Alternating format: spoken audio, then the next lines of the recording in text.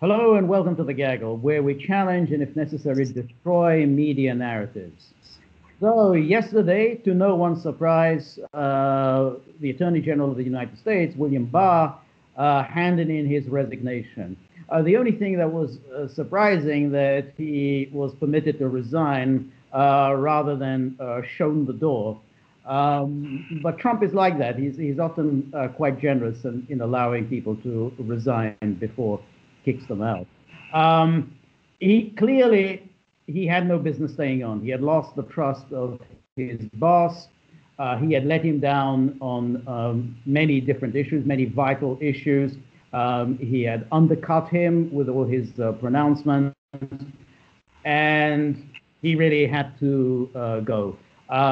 So now, whether Trump, during his last few weeks, because he's departing on December the 23rd, whether Trump, during his last few weeks, will get an attorney general who will be more in accord with his thinking and will be more compliant with what he wants is anybody's guess. But I think as you're shaking your head, Peter, and I kind of shake my head too.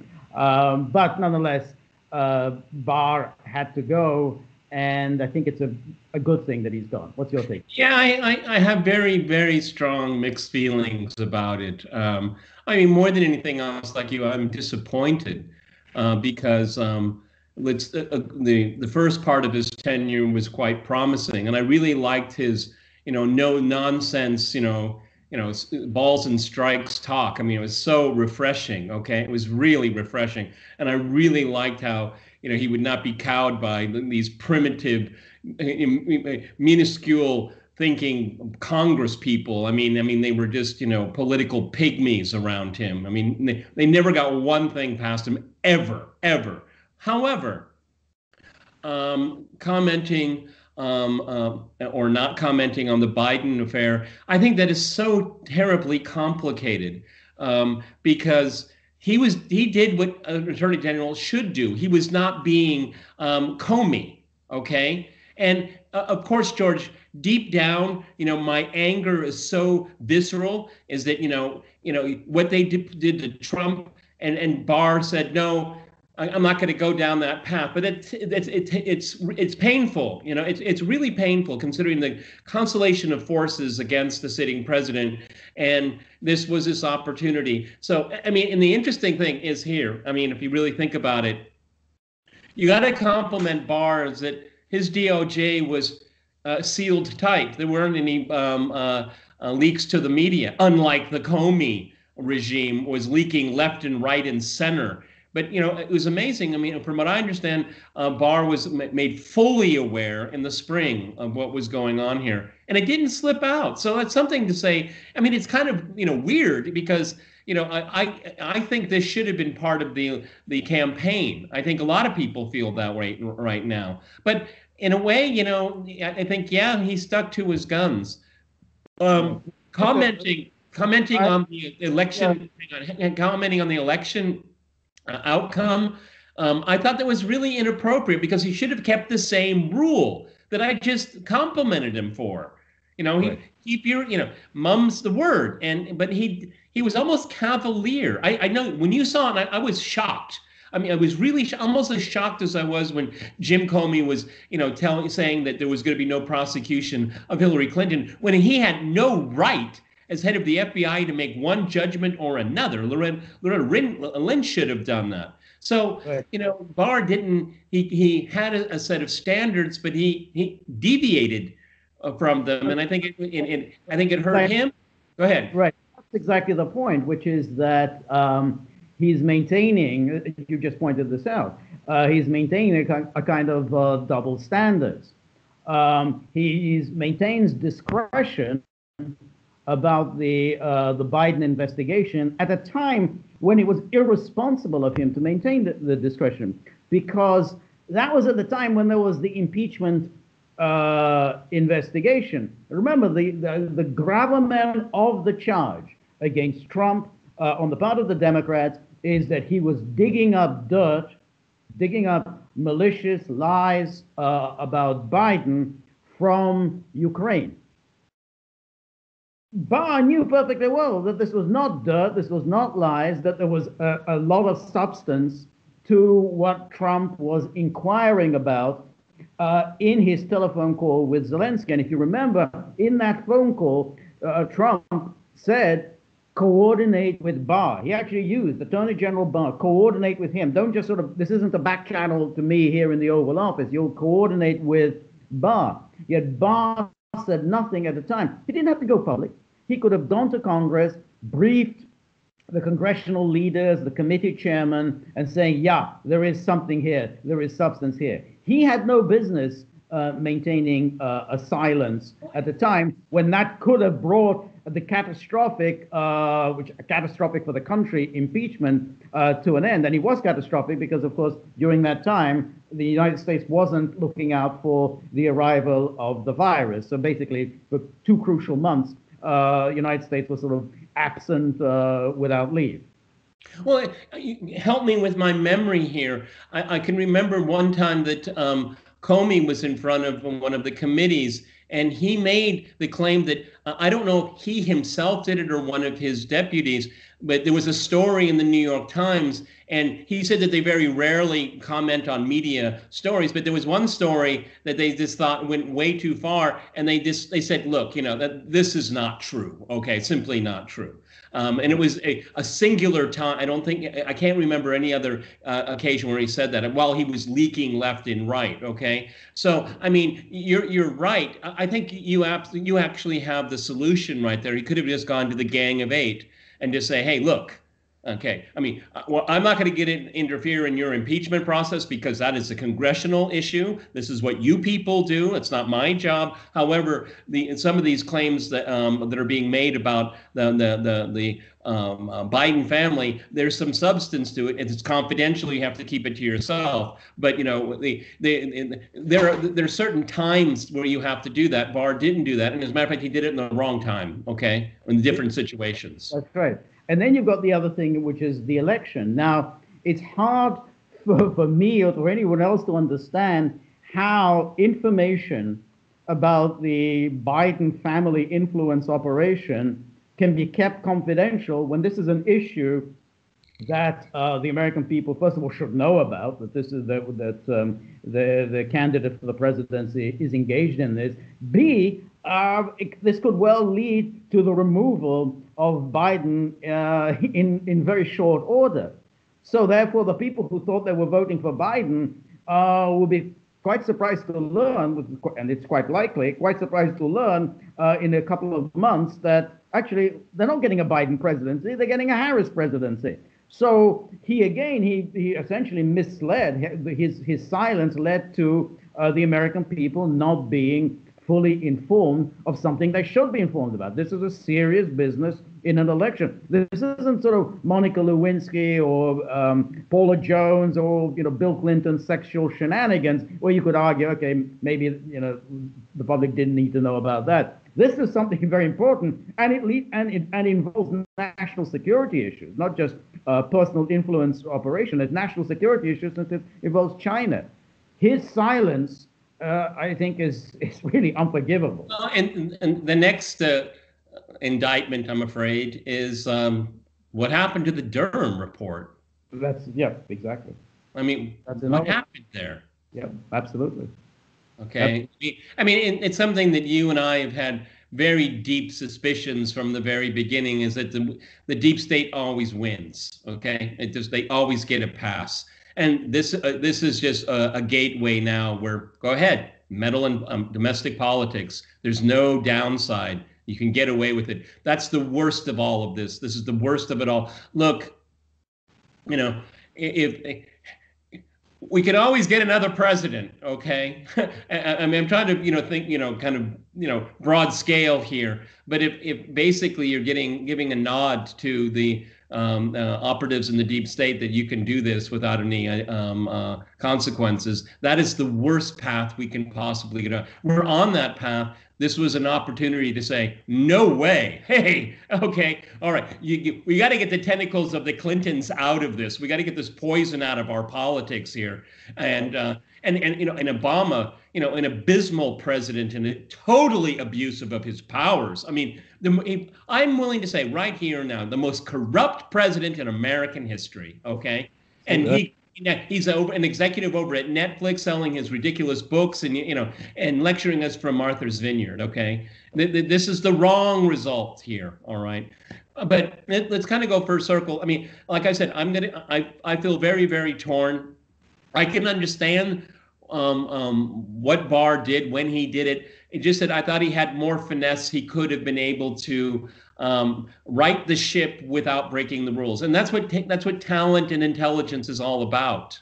Right, but then you have to ask, what was Barr's agenda? And then you look at Barr's background. This is Mr. Republican establishment. That was what he's always been about. He's worked was Attorney General in George H.W. Bush's administration. He has held worked in prestigious law offices. He is the establishment.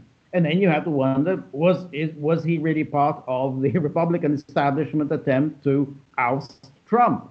And therefore, his stance was, I am not going to do anything at all to help Trump out. In fact, I'd be perfectly happy to see him lose.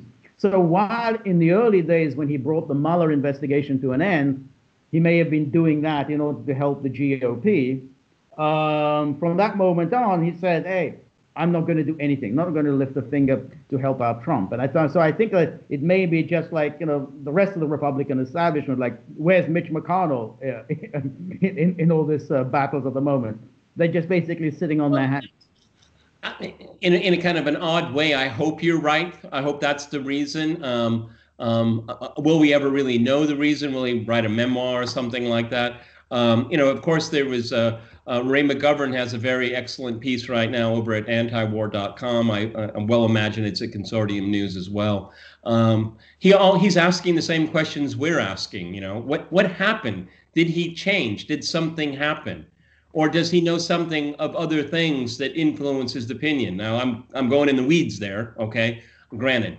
But, the strange case of William Barr. I mean, that's what we should title this video here, because, the number of times I watched him in front of Congress, in front of media, and just bat them down like flies. I mean, I did that. I was like, that's our man, okay? And then, like you said, the last 6 months, actually since COVID, just kind of radio silence, right? Except for appearing in front of the media at times when he should have never appeared in front of the media. Exactly, and that's exactly it. You can't really have it both ways. Like his defenders, like Jonathan Turley, who say, well, he was being discretion, he was following DOJ guidelines. So why did he do this interview with the Associated Press when he said something that he had absolutely no business saying? I haven't seen fraud on a scale that would alter the election result. He has absolutely no business shooting his mouth off. There hasn't been a full investigation of this. It's still, all of this is sort of ongoing. No evidence that the DOJ has been particularly investigating the fraud. And the question of whether it can or cannot alter the election result is none of his business. That's not up to him. He's just got to get to the bottom of the fraud and show us, how much fraud there was and where. And the rest that he was talking about. And the point is that this is not a stupid person. He doesn't just he doesn't just go and sit down in front of reporters and just shoot the breeze. He's been around politics decades, so he knows what he's saying. So he actually did put the boot in to Trump. And then again, it goes back to the question: why did he feel the need to? I don't know. My theory is that this is the GOP establishment sees its opportunity now to get rid of Trumpism once and for all. Well, number one, when he made that, when he gave that interview to AP, had he already decided to resign at that point? What's the point? He was going to say what he wants to say. It would have been very unprofessional of him if that was the case. Giving Trump the boot because of the mainstream Democrats, Republicans. I think there's a theory there. One of the things I think is really kind of pathetic to really acknowledge is that the GOP really doesn't mind being in the opposition. They really don't. It's good for fundraising. I mean, Hillary's going to come back and be in the Biden cabinet. Yeah, fundraising. Just to keep it going here. Unfortunately, most Republicans don't really have a forward-looking agenda. Okay. And I find that really sad. And we should do a separate video on that because I think there's a lot of reasons for it. And maybe you're right. Maybe that's where Barr had his allegiance. I mean, obviously for decades. Okay, and no one has ever seen anyone like Trump before. And if someone had told us in 2014, 15 that a Trump or a Trumpian-like figure would be running the Republican Party, we probably would have had a good chuckle. Okay, because we're just waiting for the next McCain or something, other joker to come down the line. Okay. Yeah, absolutely, absolutely. And these people are all, sitting there anticipating that there'll be a Jeb Bush-like figure who will be ready to take over in 2024, and of course to go down to defeat, like all Republicans go down to defeat. What they pulled off in 2016 was quite extraordinary. No one other than Trump could have done it. No one other than Trump could have gone to the industrial Midwestern states and take them away from the Democrats. No one other than Trump could have, boosted their vote tallies to 74 million. I mean, it's a historic breakthrough. But they don't like him. He's not one of theirs. They don't like the issues that he raises. I mean, China, trade, immigration. That affects their bottom line. They're not making money as a result of that. So they never. And that's why I think, look, I will bet that when he writes his memoirs, he is going to be extremely negative about Trump, just like everybody else who has come and gone in the Trump administration is very negative about him. They just don't like him. They don't like his style. They don't like the issues he raises, and they just can't wait to stick the knife in. The interesting thing too, and I think this is a really good place for a postscriptum because, and I think Barr is very much part of it, is that I think that the Republicans will be unable to have a post-mortem because Trump is still around, and they will not be able to have a constructive, a sober view. I mean, they did it in 2008, and they did it in a smart way. I mean, from 2008 all the way to 2016, the Democrats lost over 1,000 seats across the country. Okay, the postmortem had made sense. Okay, they didn't predict a Trump. Okay, because what they did was that they had learned from it, and Trump intuitively took it and added his own layer to it. Okay, and it's genius, even if it was by accident. Now. If again, going back to Barr, if these are the type of people that want to resurrect the GOP, well, there's no resurrection here. Okay, actually, the resurrection only happened once. Okay, it never happens. Okay, I mean, we should use a different term because it never happens. All right, and maybe to end on this is that, well, sure, maybe the McConnells and the Barrs and the Lindsey Grahams. They have their vision of the GOP, but George, it's not the vision of the base. No, not at all, not at all. And why they, through their fixed grins, they say through their teeth, President Trump has, of course, every right to pursue his recourse through the courts. They don't really believe that. They want him to go, but they're afraid of saying, we just want him to go because they need the votes. Have you noticed? The grin on Lindsey Graham's face? Have you noticed that? I mean, he is just over the moon. It's like all his problems are over. He's back in for 6 years. He doesn't have to deal with Trump. Okay, we're going to be in the opposition, at least, still in the House of Representatives. It's razor thin. We'll be able to poke it to Nancy every single day because there are too many blue dogs there. They're just rubbing their hands, not because they think they're going to do anything. We got at least 2 good years of obstructionism in us, okay, and we're going to go to the bank on it, okay. That's a bad politics. It's a disgusting politics. Because ultimately, it's the presidency. That's the key office to win.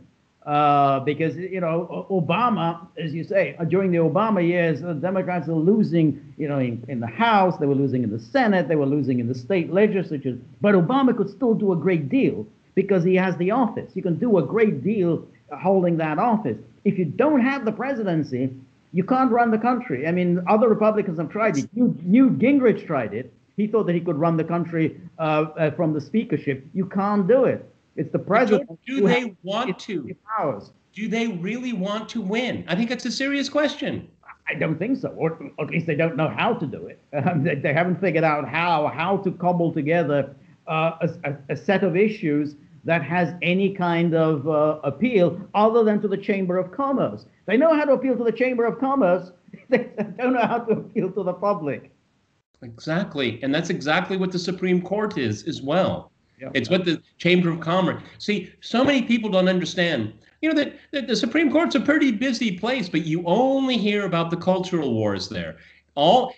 Their docket is full of Chamber of Commerce issues. That's what they do most of they didn't want to adjudicate a state suing another state after the election. Okay. But you know what, George? They spent most of their time about states suing other states over commerce. Okay. Exactly. And if you look at that document that they published last week, when they denied certiorari to Texas, underneath it, they did grant certiorari to Goldman Sachs, who is suing somebody. So it's like Texas, no standing. Goldman Sachs, standing. So now you know who matters in the United States. Certainly not the state of Texas.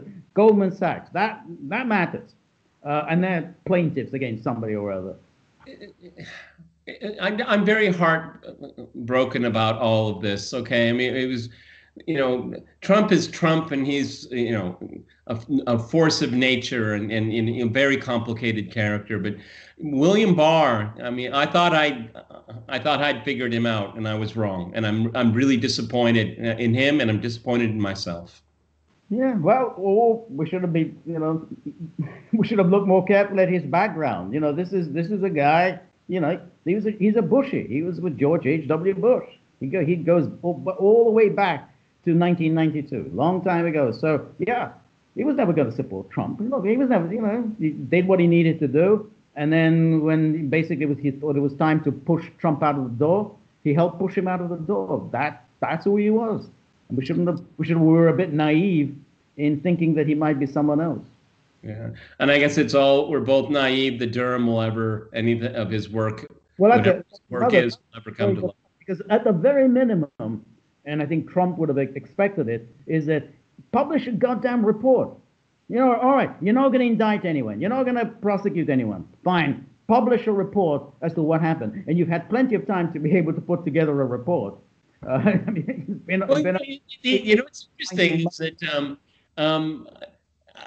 maybe they're afraid of people like us. They'll say this is another whitewash. A whitewash. You have the Mueller whitewash, and then you have the Durham whitewash. Neither one will actually deal with what really happened. Okay, I mean, the Mueller report was all this fiction, innuendo, leaks, opinions, all this other stuff, just garbage, a comic strip, a bad one.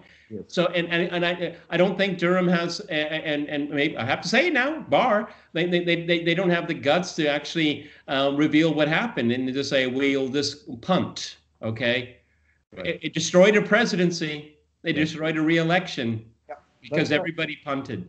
Right, that's right. And his little maneuver of appointing Durham as special counsel not going to work. He will be out, because Biden will fire him, and not a dog will special counsel, George.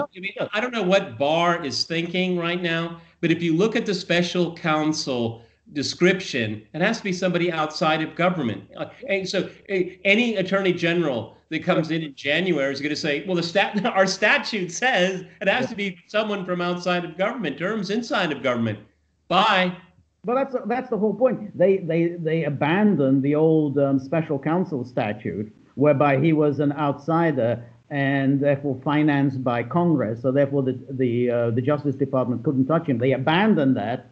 So now they call somebody special counsel, but he's not really a special counsel. He's still an employee of the DOJ. That was always true about Mueller as well. So when Trump said, I can fire Mueller whenever I want, Trump was, of course, right. He didn't do it, but because there would have been an uproar. But if Biden fires Durham, there won't be any kind of uproar. The media will be happy. They'll say, good job. Well, I mean, Durham. You'll be gone. I mean, but the Democrats will just say, well, he should have never been there in the first place. Done. And the Republicans say, well, what use was he? He didn't never. I mean, it's a double loss. Okay. But exactly, and the media will be clapping with glee. It'll be over, in 5 minutes. And not a dog will bark once Durham's gone. So this little maneuver of making him special counsel is a dud on arrival. Anyway, well, we shall of course be following this with our customary laser-like focus. And so remember, if you like the gaggle, please like, share, and subscribe. See you soon. Bye.